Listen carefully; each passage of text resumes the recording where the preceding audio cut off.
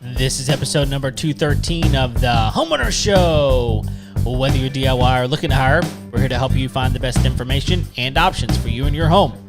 My name is Kevin Hackett. Here with me is Craig Williams. Hello, and welcome to the Homeowner Show. We're so glad that you could join us for another live episode of the Homeowner Show here in the studio. How you doing, Kev? Oh, I'm doing great. Yeah? It's late. It is late. It's late here in the Homeowner Show studio. We are the late night edition of Home Improvement. We're going to have to change the way we talk if that's the case. We're going to have to bring it down. Bring it down. Talk like this. Yeah. Put some s on the end of our words. Yeah, well, I have grown accustomed over the last few days to no sleep. Yeah, you've been out in the wild. In the wild. Yeah. Where I belong. Where the men belong. That's right. There are certain books that have been written about that. No, well, I don't know if they know anything, but no, they probably don't. But I have been out in the. It hasn't really been out in the wild, but I've been out in. Here's the thing, man. Is like I hear like city pronunciations are dumb. Well, we're gonna get into that later. Yeah, for sure.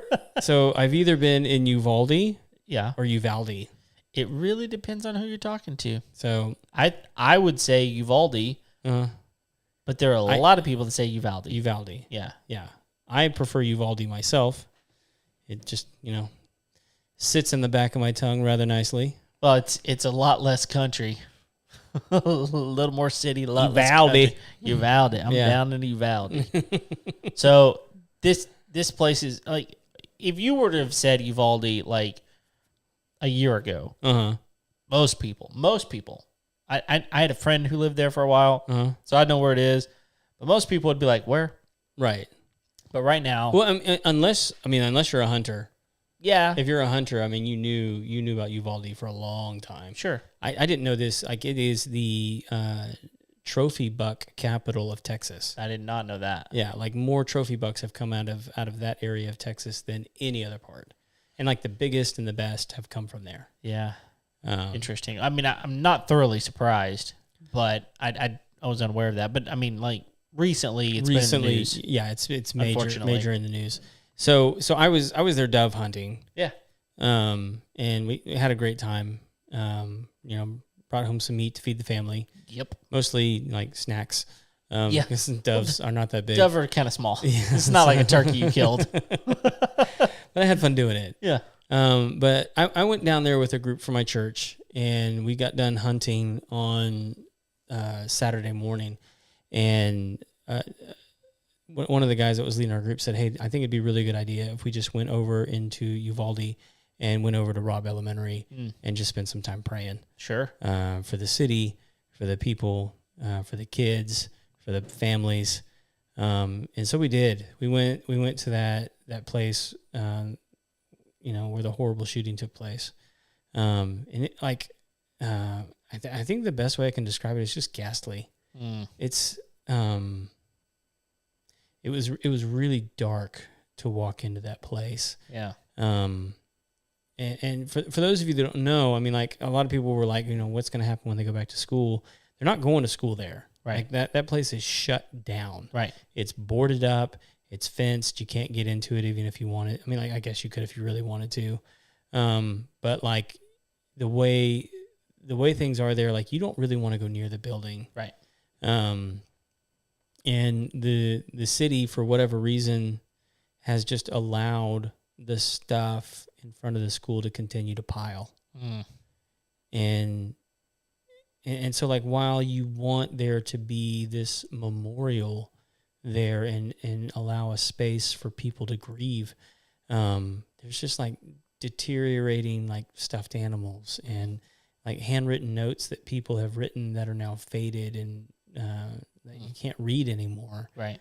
And so it's just and so like we're all there in like our camo, which I imagine was kind of like odd to a lot of the people, because there's a lot of houses really, really close to the school. Sure. Most elementary schools are built in neighborhoods. Sure. Most of them. Yeah. Yeah. But I mean, like there was like people out, like working in their yard. Yeah. While we were there. Yeah. And there was like 40 or 50 of us guys there in camo, just hanging out in the front yard of the school, walking around looking at the different memorials of the kids and the teachers and the notes and the things that people had left. And while we're there, there's other families who are like are there as a family. Right. Just kind of walking through all of that mess. And it was it was a powerful thing to go and experience and do.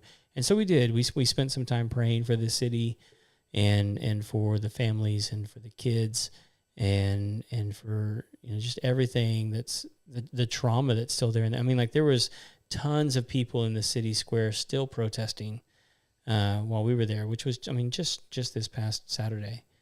Wow. And so it was, very, very palpable. Yeah. Yeah. Yeah. And, there's lots of signs in the city about what all's going on there. And I don't want to like critique the city or whoever's in charge of letting what's going on in front of the school go on. I just don't know that it's the best thing. And I don't want them to tell them like, I don't want to sound like, hey, I'm trying to say like, hey, you guys just need to move on. But like, it's a dark thing to walk into that, mess. Mm-hmm. And maybe that's what they're trying to do. I don't know. So, but like, it doesn't, it just doesn't seem like something that's helping anybody move on. And it's still fresh and maybe they just don't need to yet.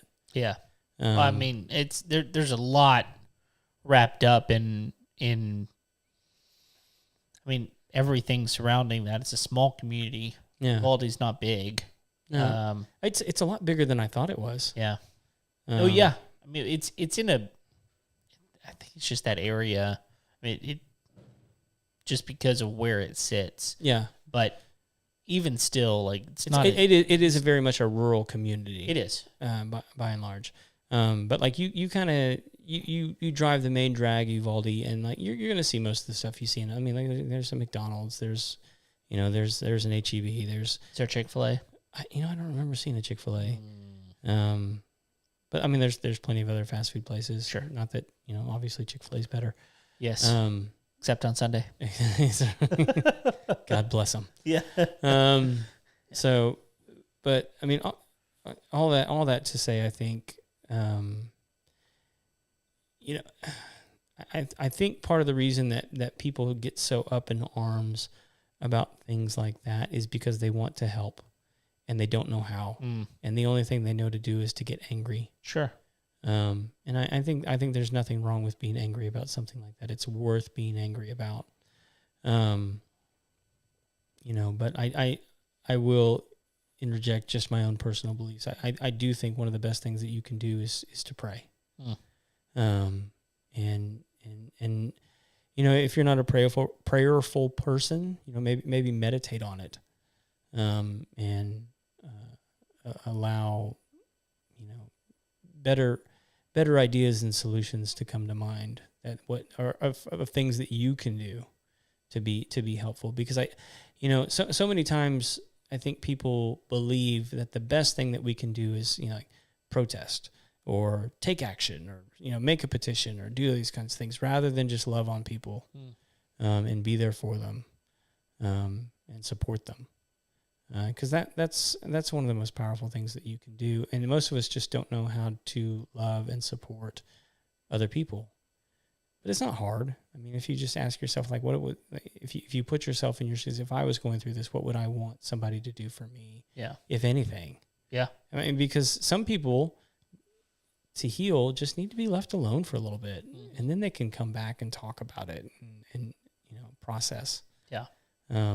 And these people, and I even felt a little bit of that on myself while we were there. I was like, is the best thing for us to even show up to be there? But none of the community, I think for them, they've kind of become numb to it. Yeah. For other people to be present in their community. because it was such a big deal for such a a good long while, and still is. Sure. I mean, there's still being news stories and media presence there in that city. Yeah. So anyway, just my 2 cents, my little experience down there. I'm glad I had it. Yeah. I think it was really good for me to just go and see, and remind myself that it's a real place and a real thing. So maybe this is obvious and I'm just not being obvious here, but is it like shut down and boarded up because of just the high emotions, or there's damage in there and so you can't or it's just still a crime scene? I did see some type of damage. thing? I did see some damage to the property that had nothing to do with the shooting. Okay. There was like a tree that fell over. Okay. I think my and I don't know. Sure. I mean, obviously, I'm only asking the question because I don't know. I mean, like there are some things that I do know. I would imagine that it shut down just because of just like the rawness of that place. That's my primary guess. I also know that like because one of my buddies that was on the trip is high up at HEB, and was telling me that, and I don't think HEB let it, like they may have kept it quiet. I don't know, but if they did, shame on them. But I mean, not really, because like that's kind of who they are. They donated like $10 million to the city of Uvalde to build a new school for those kids. Wow. So like, they had a lot of money coming in. Sure. And so like, that's one of those instances where like, well, you've got the money. Like this seems like to be like a better option for all those kids to not have to walk those halls. And if they got the space to build it, they got the money, just do it. Sure. So I think that's what's going on. Okay. I think they're building a new building for those kids. Oh, that's good. So that's good. Which is also, to me, like, if that's your reason, then why not clean up that space? Yeah. And just not let it become like a rot and a stench. Who knows, man? You have to imagine the people that live super close to there are like, could it just go away? Yeah. Could it just go away? And I'm sure eventually they'll probably tear it down or something. Well, so here's the other thing about that, man, is like, and I hate to spend so much time on this because we actually have a pretty cool episode tonight. We'll get there. Yeah, but like I would imagine there's a lot of stuff there that would be worth cataloging. Oh, I'm sure. And like preserving. But they're not doing that. They're just letting it rot outside in the weather and the rain and the sun. Yeah. And that was the part. That was one of the things that really bothered me about it. Is like there's a lot of like personal notes and like poems that people had written about what was happening there, and like just for posterity. Sure. Like, shouldn't we like be picking some of these things up, and like someone had built like these wooden altars to each of the kids that had fallen that day, and like they were just rotting out there. And I was like, actually, I think the saddest part is that none of this is going to be preserved, right, or remembered. Yeah. And I mean, because eventually all of that stuff will just go to dust and rot. Sure. Yeah. So anyway, that's not the purpose of the episode. Not at all. But it's good stuff. It's good stuff to think about. Well, I mean, it was what I was doing the last 3 days. So yeah, sure. But no, what we're here to talk about, we've been going on through this series of the top 5 cities in some different categories. Right. And so the next one we want to get to is the best small cities. Sure. In America, because some of the other cities that have come up in the list, most of them have been like suburbs of like larger metropolitan areas. Right. And so I think this, this is one worth mentioning, because I think there's a lot of people who, after the last 2 years are ready to get out. Oh, yeah. Of some of the big cities and experience a different kind of lifestyle, and with, the access of the internet to do your job remotely, maybe even work from home, the potential of living in a small city where you have access to those kinds of things is a real possibility. And I think there's a lot of people that, kind of feel like I'd be happier in a smaller town with less people and are willing to trade amenities and, maybe, less high-end restaurants for small town feel. Yeah. I mean, I grew up in a small town, and well, let's not make the case against it. well, trust me, the one I grew up in is not on this list. But I there's a lot of amazing things about growing up in a small town. I mean, where I grew up was a small West Texas town. Like 10,000 people. Everybody knew everybody, and it's just kind of one of those deals where it's like, man, there's so much to be said about the opportunities to grow up with the same people your entire life, and when you go back, they're still the same people that are there. I don't know. We didn't have a Chick-fil-A in my town. In fact, yet somehow you survived. There was like a Subway and a McDonald's. That was about it back then. And Taco Villa. Ooh. Yeah, Taco Villa is good. Anyway. Is that one of those fast food restaurants that's like only for your small town? No. I mean, Taco Villas are kind of in that West Texas area. Okay. But they're kind of local there. Gotcha. It's weird because they got like, it's fast food Mexican food, but they've got French fries. It's pretty funny. They're actually pretty good French fries. Anyway, so yeah, I think there's a lot of value in the idea of these small towns. A lot of times the cost of living is a lot lower. The political nature of the area is typically a lot different, a lot simpler. The idea of, I gotta make all the money so that I can do all the things is just not quite the same as it is in a lot of places that are larger and more bustling, more metropolitan. Yeah. It's just a different pace of life, you know? And I think you're right. So I think this is an interesting list for us to go through.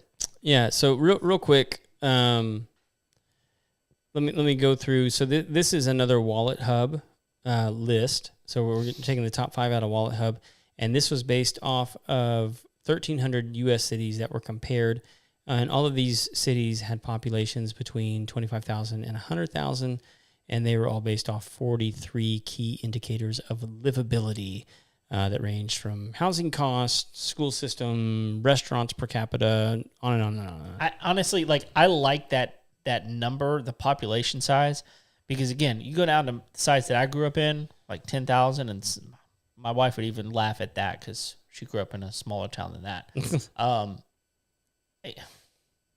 There comes a point when it's so small that you just don't have anything. Sure. So growing up, or raising a family 25 to 100, you're still going to have a lot of things, but it's still going to have a very small town feel to it for sure. Okay. So, yeah. So you ready to get into this? Yeah, let's do the first one. All right, so the first one is going to be Reading, Massachusetts. Well, it's Reading. Yeah, I know that they think that. I refuse to enunciate that word when it's spelled reading. So it's not the only Reading in the area, because the most famous one is Reading, Pennsylvania. Right, and they're wrong too. And there's a pretty famous railroad associated with there's the Reading Railroad in Monopoly. No one calls it that. No, but that's what it is in Monopoly, and it comes from Reading, Pennsylvania. Yeah. Everyone calls it the Reading Railroad. Yeah, they do. Mostly because they all grew up with Reading Rainbow. Reading Rainbow. Reading Railroad. Yeah. It's not that at all. It's because a show called Reading Rainbow is not the same. Wouldn't make any sense. Just like your town name. Yeah. Also, they were actually talking about reading in the Rainbow Show. That's right. It was about books. Anyway, why it's Reading, I don't know. Doesn't really matter. I think you could actually make the argument these towns are actually deterring reading and comprehension. Well, if they're, yes. So Reading or Reading, however you want to pronounce it. I mean, 20 right at 25,000. Is that their population? I mean, that's a old census, but it's the most common. I mean, but it's the latest one on Google. It's like bumping right up 24/7. Yeah, so I mean, let me back up just a little bit. So like, there's 5 metrics by which they are determining best small city. Okay. One is affordability. Mm-hmm. One is economic health. Right. Another category is education and health. Another category, quality of life, and then safety. And part of the reason that reading Massachusetts is up so high is because they're number 3 in education and health and number 9 in safety. Yeah, I mean, of 1,300, yeah, those are pretty high numbers. Those are impressive. Now, their quality of life is in the thousands. Yeah, but their health and education and their safety, pretty high. Yeah, and I'm not really sure what it is that determines quality of life. Because again, that seems like a rather subjective category, right? Because I think different people have different definitions as what makes a quality life. True. Most of the rest of them are pretty like empirical pieces of data. I'd be interested to know what they use to determine quality of life. I'm sure they have it listed somewhere. I mean, the numbers are really weird to me because, like, whenever you look at the rest of the numbers on the list, like number 1 on the list, the numbers they look worse to me. But whatever. I think their total score winds at I don't know what term. I think they add everything up and probably divide by 5 or whatever. I don't know. I would actually imagine some of the categories count for more or value more. Probably than the other ones. Yeah. So anyway, do we know anything like significant about? I mean, as far as the town itself. Yeah. I mean, it's interesting. Like the average income in the area is like $130,000. That's impressive. Which is, it's really impressive. Like, are there like any like industries there that are? I don't know. It's a good question. I mean, basically, because it's not crazy expensive to live there. No, I mean it's only 16 miles north of Boston. Mm-hmm. But so it's got a lot of history as far as that goes. I mean, it's just a small town. Yeah. I mean. Okay. Well, then I don't see anything crazy about it. Number 4 is actually from the same state. Yeah. Lexington. Yeah. Massachusetts. I've actually heard of Lexington. Mm-hmm. And not Lexington. No, it's Lexington. Lexington? Yeah. We're gonna get fired. We're gonna get absolutely fired. But I'll tell you the most interesting thing to me about Lexington is it receives a number 1. Yeah. Like the very top on education and health. Yeah, that is impressive. So, I mean, as far as the city itself goes, I mean, the population's slightly higher. It's about 34,000. So it's also famous for the American Revolutionary War. It's where the very first shot was fired. Yeah. So you got that going on. I think that's probably why I've heard of it before. But again, I mean, like everything in Massachusetts, it's not far from Boston. So, yeah. I mean, there's a pretty famous statue there, the Minuteman statue, and the Revolutionary Monument is there. So, I mean, like I said, that whole area, that Boston area, there's just tons and tons of history in that place. I mean, it's saying that the age of this city is about 309 years. Yeah. So that's a long time. That is a really long time. I mean, for America's not been around that long. No. 400 years, something like that. So someone's going to correct me, but it's not that much longer than that. No, I mean, like the bicentennial was in 1976. Yeah. So, I mean, it hasn't been around. No. This city's older than the United States. Right. Exactly. So, okay. I was actually looking to see what some of the recreation was there. It's not impressive. No. I mean, again, we're talking about small cities here. I mean, this isn't going to be like the most happening place in the world. Although safety again is I mean, it's actually higher than the previous one, which makes sense. I mean, it's a higher ranked city, but number 1 in education and health is impressive. Yeah. The economic health is actually pretty high compared to it's number 37. Yeah, it's pretty good. So, But again, like I want to know what that means. Yeah. Economic health. I For assume, who?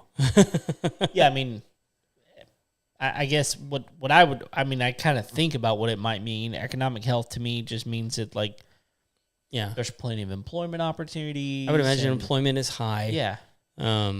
But again, it's not difficult to get high employment when you have a lower population. It's true. I don't know do you know what the population of? Yeah, it was like 34,000. Okay. That's not, that's not terribly high. I mean, it's not that high. It's not super low though. Sure. You know, it's a decent number. Yeah. Okay. So, that's number 4. Number 3, Brentwood, Tennessee. Yeah. So again, what's interesting about this to me is its proximity to a large city. It's still close. I mean, Brentwood is not far from Nashville. You know? I mean, it's pretty close, actually. It's got a population, again, it's a little bit larger. It's almost 50,000. It's at like 43,000, something like that. Well, this thing I just pulled up, it actually describes it as one of the more affluent suburbs of Nashville. Yeah, it is. So have you ever been to Brentwood, the area? I've never, I've only ever been to like 2 cities in Tennessee. Okay. Yeah. So Brentwood Brentwood ain't one of them. Yeah. So Brentwood's kind of the woodlands of Nashville. The Nashville area. Okay. It's got a lot of, like, they've got the Greens Point Mall area is like this super nice ritzy area. Well, that's way different than the Greens Point in Houston. Yeah, did I say Greens Point? I think it's called the Greens. I think it's just called the Greens. I'm probably wrong about all of it, but yeah, it's definitely. I mean, that's kind of the place where all the nice, huge, massive homes are in Brentwood. I mean, it's. I mean, there's some unbelievably nice places, and so obviously, like, concert venues are going to be rather popular there. Yep, yep. And so, again, what's interesting to me though is you've got these. I mean, I know because I've seen them, these massive homes. But on affordability, it's like number 28. Yeah. So I mean, it's affordability's pretty high in affordability. Yeah. Probably what that is, based off what's there, it's affordable for what it is. Maybe. Yeah, because I mean, like, it doesn't rank really high in any of the categories. No. But it's consistent. It's pretty even keeled across the board. Right.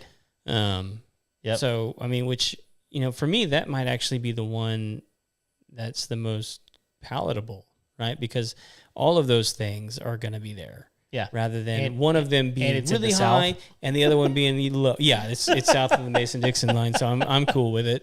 Because I gotta maintain that stat. But I do like Tennessee, by the way. Oh, it's beautiful. Yeah, it's a cool state. Yeah, I agree. So anyway, that's number 3. Yep. Let's move on to number 2. Carmel, Indiana. Carmel, Indiana. Or Caramel. Yeah, I don't know, man. I would imagine, or Carmel. I think it's probably Carmel. Yeah? I don't know. I really don't. So I've never been there. I haven't either. But it's in Indiana. It's in the number 2 small city in the United States. And I've never been to Indiana, so it's one of the states I've not been to. I don't think I've been there. No, I haven't been to Indiana. No, probably not. It's north. Hoosiers. Yeah, it's Go up in Hoosiers. the north-ish. North-ish. Midwest. I think that maybe, is that Midwest? Yeah, I think so. Okay. Look, geometry is not my best subject. So, although I've mentioned this before. Geography, that should be. Yeah. Okay, thanks. People in southern Illinois consider themselves Southerners. How? In reference to the state? Because it's way up there. Yeah, I mean, because in comparison to us, what is it that's just? Is it Missouri that's just south of there? Well, yeah, it would be. But is that right? But then you got there's 3 states below it. For those of us in the actual South, Missouri is north. Right. It's a little too far. Yeah. Missouri. Yeah. the state of misery. Yeah. There's a lot of different things we can call this place. That's right. And so, like, you go north of Missouri, and it's no. Yeah, it's north. It's way up there. You just left the gray area. Yeah, it's up there for sure. And we don't even dislike Missouri. I mean, it's like, yeah. But, like, once you go north of there, I mean, like, come on. Yeah. I'm with you. But anyway. Well, okay, so as far as, like, population goes, Carmel, I'm just going with Carmel. Sure. Again, we're bumping up on numbers. We're almost at 100,000 for this place.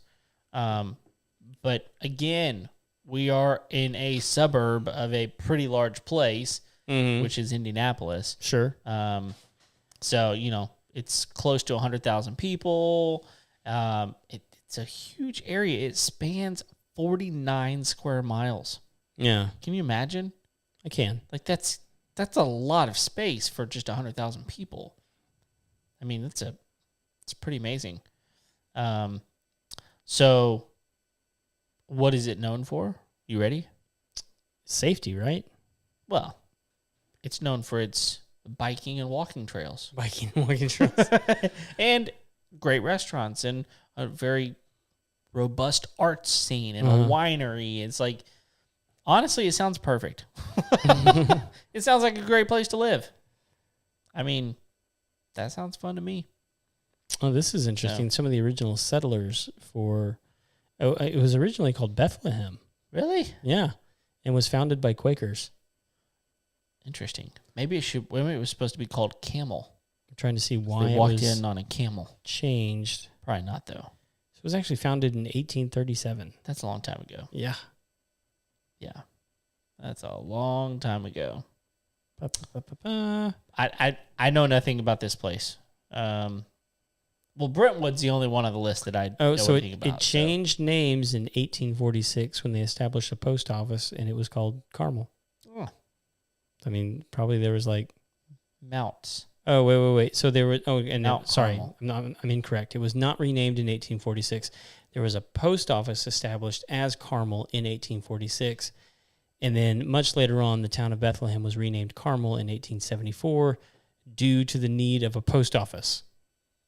Oh, so the post office was established as the Carmel Post Office. There was a need and for 30 years later, office. They changed it because we need a post office.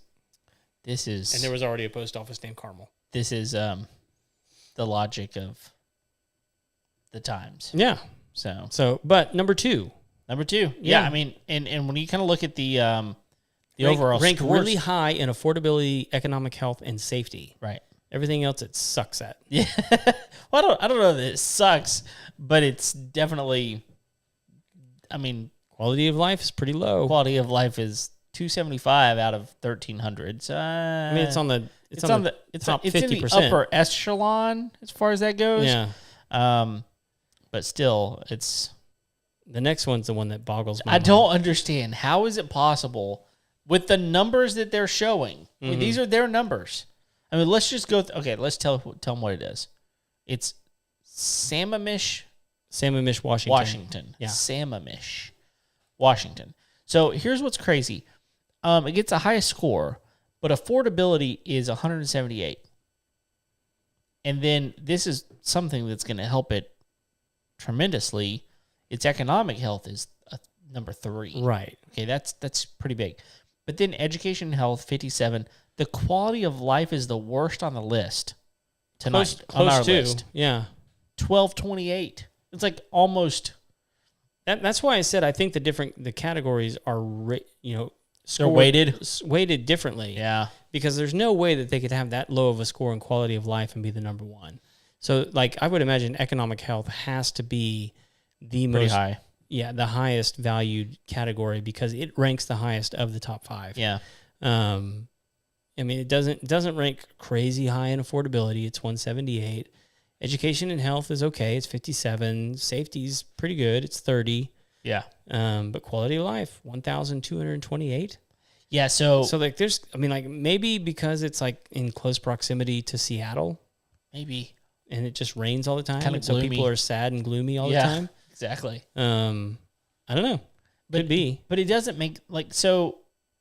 You're probably right because when you look at the number 1 on the list for quality of life, it is Myrtle Beach, which I can kind of understand that. Sure. Have you ever been to Myrtle Beach? Nope. It's kind of a nice place. Okay. Got tons of golf courses there. It's right on the beach. I mean, it's a nice place, but it ranks in the 50th percentile. It's like, no, not the 50th percentile, the 15th percentile. Mm-hmm. And it scores in the 50s. So, like, the quality of life thing is very interesting. Yeah. Whenever you look at, like, the best on the economic health, the number one is in the 98th percentile. Yeah. So you're probably right that somehow the economic health of a place is gaining. I mean, when I look at the rest... But Kevin, money doesn't make people happy. But it'll buy you a boat. It's Buy you a truck to pull it. I'm sorry. I mean, like, people that say that, like, don't... Like, yeah, I understand what you're trying to say. Yeah. But the reality of it is, when you can buy the things that make you happy, you're... Everyone who's ever been miserable doesn't look at money and go, that won't work. Yeah. They just don't. No. It's like, it might help. Right. Now, I'll say this. I mean, realistically, I've been to probably... I think I've been to some of the poorest places on the planet. I've been to some of them too. And there's very happy people there. They're very happy. But that being said, like, if you told them, dude, like, I could come in here and build you a home with electricity and, air conditioning and a freaking nice truck. Yeah. They probably wouldn't be like, you know what? I don't need that. I'm good. Yeah. They'd be like, bring it on. Bring it on. Bring it on. Right? Every time. And the people that have those things, whatever it is, like the mansion with all the vehicles and all that kind of stuff, if you're like, look, you'd be a lot happier if you didn't have all this money. Yeah. Let me show you. I'm going to take it away. Yeah. And they'd probably be like, get out. Yeah. I just don't think that there's any logical scenario where you look at life and go, my life would be better with less money. Yeah. So, I mean, now, I would hope that those people are like, my life is great because I have money and I'm able to bless a lot of people with it. Yeah. And that, to me, that's amazing. I think the difference is when you find your meaning and your significance and your purpose in those things. Sure. And I think that's why so many people without money are able to be happy and content without them. Sure. Because so many people who are miserable find their meaning in things outside of themselves. Either comparing themselves to other people or just, the desire of things that they don't have or things that are unattainable. But the people that are like truly happy it's not because they have less, so therefore they are happy, but they're more content with themselves. Sure. I believe that to be true. So I do think that money can create superficial happiness. For sure. And I think the lack of money doesn't necessarily breed the same opportunity for superficial happiness. If people really believed that money makes you miserable, we should be working really hard to make more people poor. Yeah, that's not going to happen. Now, I realize that some of you think that people are trying to do that to you anyway. No, but I mean, the government literally here in America handed out checks and checks and checks and checks for people to have more money. And everyone was miserable anyway. And they were still miserable. And guess what? We had to pay taxes on all that. So that was dumb. So the government was happy and you continued to be miserable. That's right. So, That's the way it goes. Yep. So, well, I mean, I don't know what else to say about it other than the best small cities to live in America. Like, to be quite honest, I think I'd enjoy living in some of them. I think there's some I'd be okay with. So, I mean, probably Brentwood. Yeah. I would be miserable in all the other four, mostly because my wife wouldn't live with me. Oh. In any of them. Sure. Like, it gets below, like, 50 degrees. She's out. She's out. See, I don't know. I've got to go south in order. Like, I got to go further south in order for her to be happy. Yeah. See, I lived in Little Rock for a long time, and I loved the changing of the seasons. Mm-hmm. I mean, it was still hot and humid in the summers, just like it is here. But I love the fall. Mm-hmm. Beautiful leaves changing. You know, that's one of the places. That's one of the few places she'd be willing to go to that actually does get cold. Yeah. So, well, anything else we need to talk about with this list? I don't think so. No, I think this is about it. If you want to look at the list, I think we'll post the link in the show notes. If you want to check it out, there are some cities in Texas. Let's see. Some of them that pop up are South Lake, Cedar Park, Dallas. Yeah, pretty much. I mean, that's what that is. So there are a surprising number of cities in Massachusetts. The Northeast. On this list. Yeah. Apparently. Even some in New York. I don't see any in California. Am I reading that right? Which is surprising. Wallet Hub is usually very favorable towards California. Yes, they are. At least in our research. What we've seen thus far. Yeah. I'm seeing a couple in Ohio. Honestly, I'm not seeing cities that I thought I would see on this. Yeah. But it could be that the states that I'm thinking of just don't have enough cities in that narrow population range. Yeah, because a lot of small cities are below 25,000. Right. What you and I would consider a small city, a lot of them are way smaller than that. Right. And once you get into like the suburbs, a lot of cities have 150,000 more. Yeah. You know, I'll have to look into it and see if they have like the best rural communities. Huh. See if there's something like that, because That'd be interesting. I think that's something that a lot of people who have mobility are looking more towards is, you know, I mean, maybe there's something like this because it's an easy step down, but like more rural. Yeah. Anyway, anything else you want to add? No, man, I think that's about it. Thank you, everyone, for downloading today's episode. We appreciate it very, very much. If you have not already, please go and like and subscribe to our channel. And we're available on Facebook, YouTube, anywhere you find podcasts, you can find us. And we'd love for you to go on Apple Podcast. I got it right this time. And give us a rating and review. That'd be fantastic. But you know what? Until next time, we'll see you later. See ya.